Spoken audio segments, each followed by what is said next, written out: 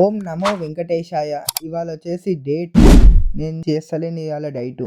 ఎందుకంటే ఇవాళ వైకుంఠ ఏకాదశి. నేను మార్నింగ్ లేచిన గల్లీ మొత్తం చీకటి ఉంది. ఇంకా కడక్ బట్టలు ఐరన్ చేసిన.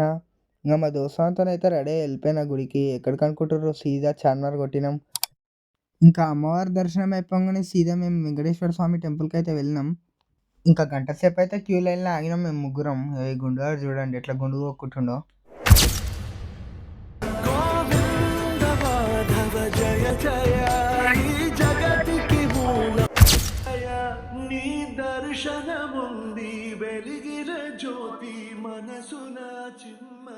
మామ ఇంకా ఫోన్లకైతే స్టిక్కర్లు అంటించిర్రు. దాని తర్వాత భగవద్గీత అయితే ఫ్రీగా అయితే ఇచ్చిర్రు. మేమైతే తీసుకున్నాం.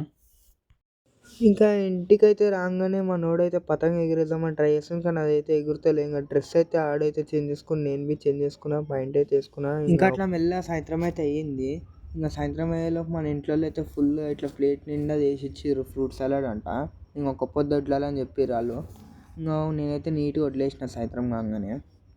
సో ఫైనల్లీ రేపటి నుండి అయితే మనమైతే వర్కౌట్ అయితే స్టార్ట్ చేయబోతున్నాం. అండ్ ఇంకా ఈ రోజుకైతే ఇంతే. ఈరోజు ఏం అంత కాలేదు, వైకుంఠ ఏకాదశి కదా, మొత్తం తీసుకొని ఇట్లా ఒక్క పొద్దులుండి అయిపోయింది. సో రేపటి వీడియోలో కలుద్దాం. బాయ్.